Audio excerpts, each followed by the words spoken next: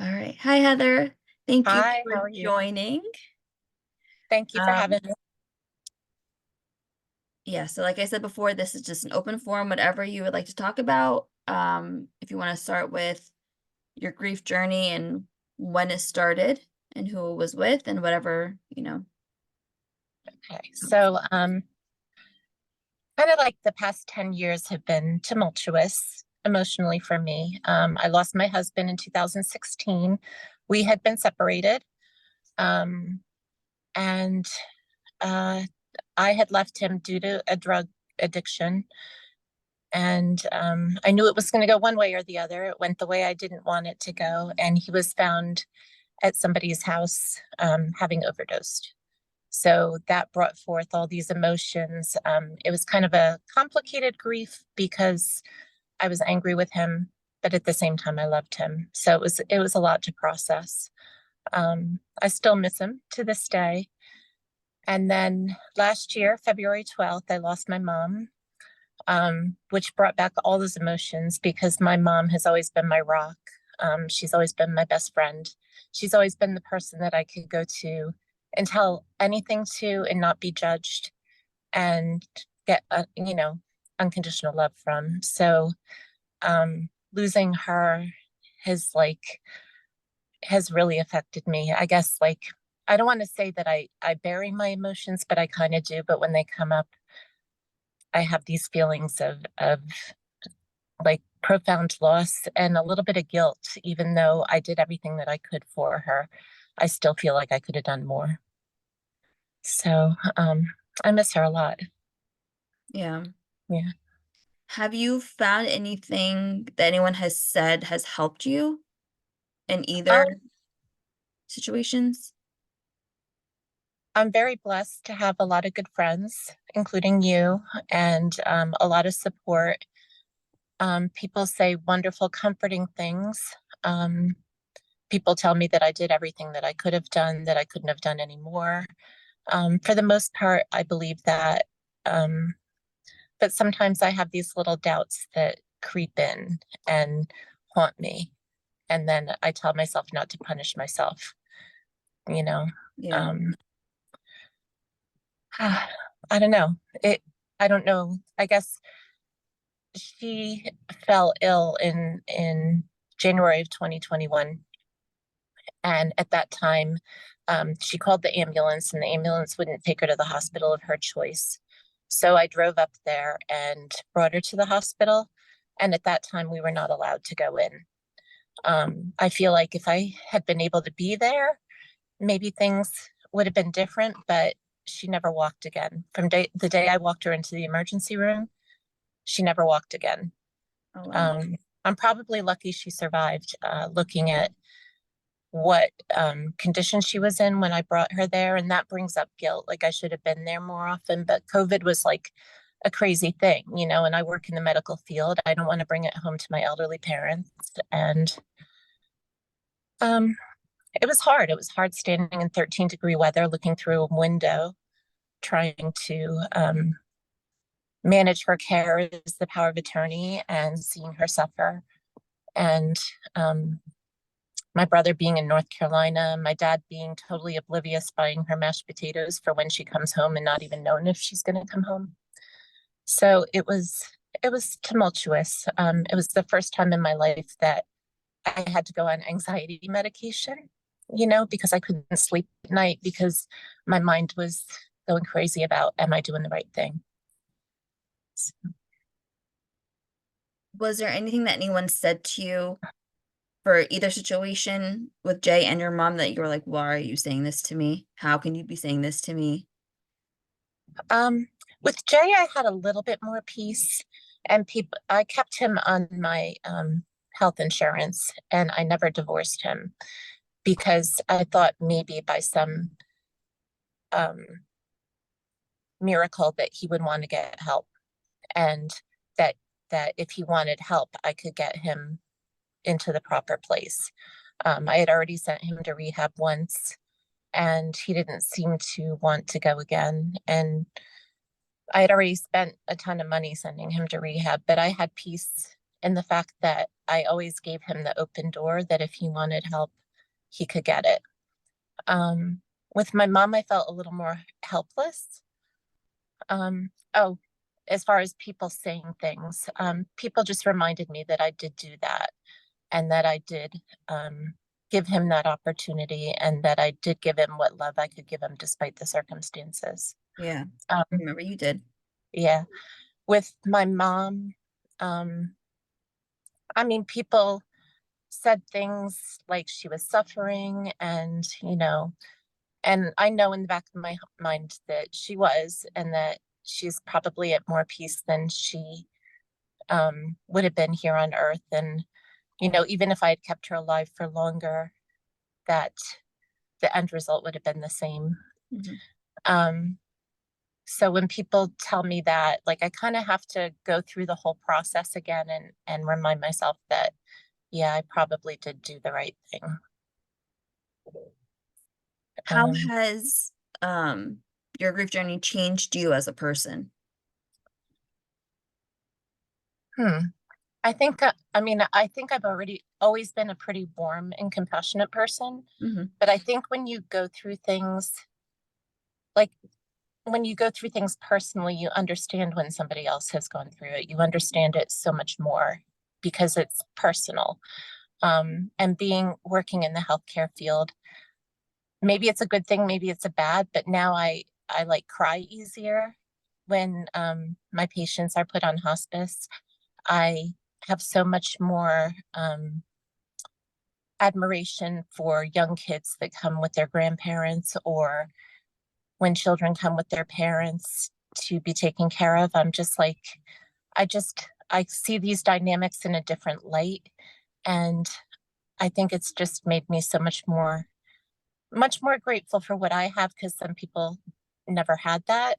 And also admiring people that do take care of the elderly, that really are there for their grandparents or their parents as they get older, because not everybody has that. And seeing my mom, she ended up in a nursing home, and there were so many people there that didn't have anybody. They didn't have anybody to advocate for them. They didn't have anybody to love them and care for them. And that breaks my heart. So I feel like I have so much more of a heart for the elderly. And like, in my heart of hearts, I want to make a difference, but I'm not really sure how. Like, nursing homes are a disaster these days. The healthcare is a disaster these days. So I'm probably going to find some way to volunteer in a nursing home at some point. That'd be good. Yeah. I mean, I feel like if you can make a drop of a difference in somebody's life, it could mean the world to them and you don't even know it. Yeah. So, And how have you been feeling? um, February is tough.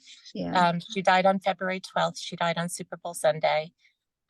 This year, I was going back and forth whether I should go. I was invited to a Super Bowl party. I'm like, maybe I just want to sit home and grieve. Maybe it's better to be with people so I'm not alone. And I did end up going, and I enjoyed myself, but I took Monday off and just spent the day grieving and just allowing myself that time, because I think I stay so busy Hmm. that I don't give myself time to process it and grieve the loss. And I just need that time sometimes to feel it and to feel it deeply. Yeah, you do. Yeah. I'm the type of person that tends to bury my emotions. I don't like to feel the bad, but if you don't feel it, you bury it, and then it comes out in other ways, and that's not good. Yeah. How has um the loss of your mom changed like the dynamics, or has it changed the dynamics of your family? Have things changed for the Um, good, changed for the bad? I'm much closer to my father, Mm. much closer. I call him every day. He's very lonely. So, my mom was always my best friend and my dad was just there. Now my dad and I talk every day. Sometimes he drives me nuts, but I think he needs that, and I need it too. Like, we'll go to a restaurant and be like, oh, mom would have loved this. We'll see flowers, or we'll see a butterfly, or I don't know, certain things. We'll be like, mom would have loved this. My dad will say something and I'll be like, mom would have said, Bob, shut up. You know? So I've gotten very, very close to my dad. My brother and I don't know. I feel like he's going to later in life regret the fact that he wasn't around more. I know he's in North Carolina with his family and he's got a life of his own. But you only have one set of parents, and he wasn't around a lot when my mom was ill. He's like, you're the power of attorney. I trust you. But I think at some point in time, maybe when he's older and his kids are grown, he's maybe going to wish that he was around more.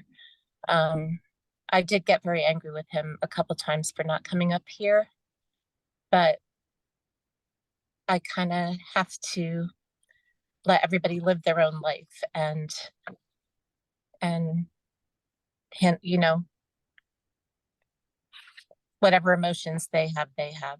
And I partly think it's because he's a police officer and he sees all kinds of death all the time, unfortunately, under bad circumstances. So maybe it's, I don't know, I'm a nurse and I see it too, but maybe he just rationalizes it or compartmentalizes it a different way. Yeah. But I'm grateful to have my dad to lean on and to have this relationship with him, because I don't know how much longer he's going to be around. Like, this brought this so much to the forefront, you know? Yeah. So if I can bring him some joy in his elderly years, or take care of him in his elderly years, that's what I plan to do. You're a good person. Thanks. What was I gonna ask? I think one thing that I worry about with my mom, like, my mom was such an amazing person. She was a poet and a writer and an English teacher, and she was so accomplished. And I just hope nobody ever forgets that and forgets her. You know, I guess when somebody dies, you're always afraid that people are going to forget about them. And I want to make her memory live on. Like, at her birthday this year, we went to the tennis courts because she loved tennis, and we let out balloons, and we each held hands and said a memory of her. That's So nice. I kind of would like to make that a tradition. Yeah, like that's what we do with Susie on her birthday. Yeah, yeah. I think that's where I kind of got the idea for Yeah. the balloons. Yeah, and then just holding hands and just talking about, like, what memories we have, what happy memories we have of her. Yeah, that's a nice idea. Yeah. Do you have advice for anyone going through grief, whether it be unfortunately how Jay passed away or with your mom? Um, Because they're both very very different. different. Yeah, Yeah. they're very different. Jay, it's weird. I feel like I have closure, but I don't have closure because he died so suddenly and with people that I didn't know. And I don't even know if there was foul play involved. You know, there was a lot of, like, sketchy, shady situations. Mhm. So, like, part of me wants to dig into that and part of me doesn't. Like, what's it going to do? It's not going to bring him back, Yeah. you know? When he first died, I was, like, going through his phone and, like, trying to figure out who he got drugs from and where he was and who he was with. And then I'm like, I'm just going to make myself crazy. You know, I'm just going to have to let it go and just love him for who he was. You know, you met him. He was Yeah. like the most innocent person for being in his 30s. He was just, I don't know. He was like Facebook before Facebook was invented. You know, he knew a Yeah. guy here, knew a guy there, knew somebody here. Like, like, every Saturday he had plans for us, you know. Um, so I have to hang on to that and not the way he died. Um, So do you have advice for someone who lost someone in regards to like drugs or overdose, anything like that, that as someone who's grieving?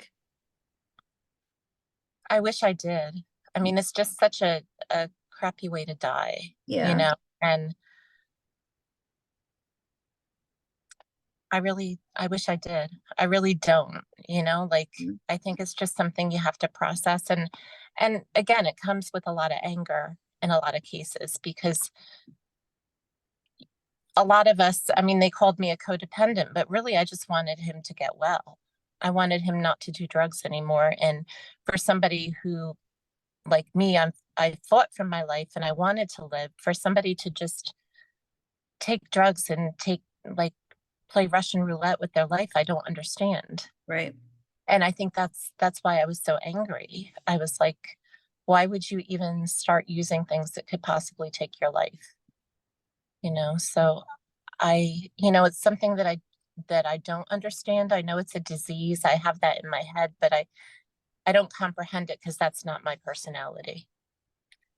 Um, as far as my mom, I wish I had taken a vacation, and I probably will next year, the week of her death, because I think I need to get away, like to Arizona or New Mexico or somewhere peaceful, nature, and just be in nature and get away from the rat race of New Jersey and just spend time with myself thinking about her, spend time in nature thinking about her. So um, I would advise people, if the grief is new, maybe to spend some time with yourself and not try to rush back into life too quick. Right. Have you felt like you've lost friends, gained friends through this journey? Uh, I feel like you find out who your friends really are. And I know you know that too. I Yeah. think you find out who sticks with you through the good, bad, and otherwise, and who's there for the good times, but not the bad. Right. Yeah. I think that's one of, on top of the grieving of your lost, like your loved one, you're also grieving friendships that you thought were going to be That there. you thought were solid. I mean, I'm pretty fortunate. Most of my friends Yeah. are pretty solid, but there's some that are surface friends and they weren't there when you needed them. So Yeah. Um, is there anything else that you would like to say? Any other emotions? Anything? um no, the only thing I can think to say is, when you see somebody who's angry or upset or maybe driving slow in front of you or not turning the light really quick, like you just don't know what other people are going through in life. Like I remember coming back from my mom's funeral and somebody's honking at me at the red light and I just burst out in tears. Like the guy behind me probably didn't know. Yeah. You just have to, I think we have to be kinder to one another. I think sometimes we're very judgmental and I think sometimes we need to take a step back and think about what people are going through and be kinder. Yeah. That would be nice. But So, um, someday I'm gonna write. I want to write about what my mom went through during COVID, like healthcare during COVID, like not being able to see her and things that got missed and things that got dropped and some of the experiences that I went through having to advocate for her because I don't know if some of it was because she's elderly and people were like, well, she's old, you know, yeah. or if it was because we just didn't have enough people working during that time. Um, because it was very eye-opening. It was some of it was actually traumatic to me because I couldn't imagine I couldn't imagine that people that work in healthcare could not care, Right. you know. Um, like one instance, a girl pulled her hair in the nursing home. Um, in hospice, they just snowed her with morphine. Like I couldn't believe some of the things that happened. So, I know I need to write it down, but you know, I think it's maybe one of those things that I keep putting off because I don't want to face it. Right. So I will, Imagine how many people that will help. yeah, yeah. I know it'll be hard, but just It'll be hard, but I think coming from a nurse's perspective, um, I think maybe it could help people. And I tend to be, my mom was an English teacher, right? So yeah. I tend to write fairly well when I sit down and actually do it. So that's my plan. I think that I would be just need to set amazing. aside time for it. I'm actually going on vacation in April to New Mexico, so I may take that time to start writing. I think that Yeah, would be, even though it will probably bring up bad memories and hard memories, it might be also like a very therapeutic thing for you to do. And just right, to let yourself know that like you did everything, a lot of things were out of your control. right. So that might Which is help you. hard. It's so hard for a nurse for medical things to be out of your control, Yeah. you But it know? might help you release some of that guilt that you feel like you could have done more when after writing all this down, a lot of it, Right. Right. unfortunately, you And couldn't maybe it will be eye-opening to other people, you know, like how the elderly could be treated better in this world, you know, Yeah, like just because they're old and they're slow doesn't mean they should be forgotten, right. you know? They did, some of these people did amazing things in their lives. You just need to take the time to talk to them and find that out. Yeah. So, I think that'd be really good for you. yeah, yeah. So I will let you know when I do that. Can't wait. Yeah. Is there anything else that you'd like to mention? Um, I don't think so. I appreciate the time and, you know, still I don't cry the way I probably should. That's You okay. know, I got teary-eyed, but I don't know. There's no It rule just that says comes you up have at to the cry or most, not cry. I know, it comes up at the most inopportune times. You know, like I'll go to the doctor and I'll be like, well, I had a hard year because my mom died, and then I'll start sobbing. Yeah. And I'm like, well, why is it happening now? Not when I'm at home and I want to like take the time to actually cry. Yeah. It's grief is such a weird thing. Yeah. Or with Jay, like I didn't cry and then I went to Friendlies and had ice cream and cried. Like, why? Yeah. The body, the mind is just a crazy thing that way. And you can't fight. You just have to, when it happens, just embrace it and just let it happen. Yeah. And I think because I don't know, I feel like my friends and my family look up to me as the strong person. I don't let it happen. You know, like I don't want to be vulnerable, but I need to be. I understand that. Yeah. But no one, I think what I'm learning is that doesn't really help anybody. It doesn't help yourself. It makes it kind of worse. Yeah, yeah. So sometimes you just have to succumb to those feelings and just, I feel like with me, because I try to be strong, it comes out more as anger than crying. hmm You know, like I'll be like, Dad, I don't want to talk about it right now, you know, or, and then I sit back and think, and I think, oh, it's just a grieving response. yeah. Yeah. Like when my aunt passed away, I barely cried. And not because I wasn't sad. Of course I was sad. But I think when you become like so emotionally broken, there's nothing else. To Like you're just give. so unfit. Yeah. Yeah.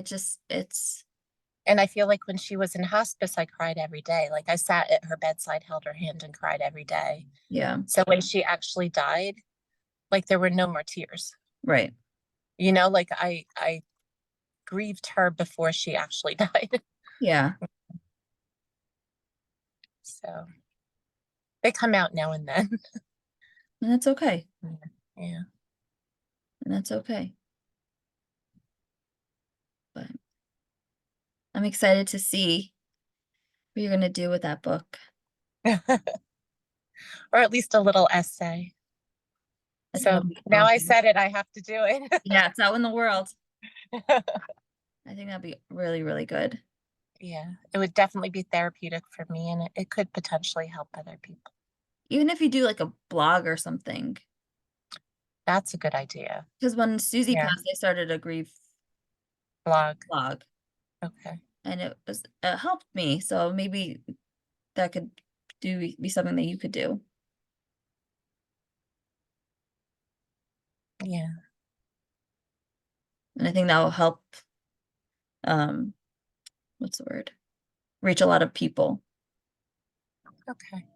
I think I'll do that. And Yeah. I do think I want to start volunteering in the nursing home if there's an opportunity for that. Like, I don't know what they would actually need except maybe people to visit them, Yeah, I feel talk like to them. yeah, I feel like if they if they started that back up again, I feel like they do have where you just go and talk with them. Right. It'd be hard for me because I'd want to help them to the bathroom and stuff. And that Yeah. wouldn't, but if I could just sit and talk with them and hear about Play a their game life. with them or something. Yeah. Yeah. Play cards. Yeah, Yeah. that'd be nice. So, few ideas floating around in my head. Good. Yeah. Well, thank you again for chatting with me. Yeah. Thank you for doing this. And I'm glad I finally did it. I'm proud of you. I know it was hard, Thank you. but we will talk soon. Okay. All right. Okay. Sounds good. All right. Have a good weekend. You too. Okay. Bye. Thanks. Bye bye.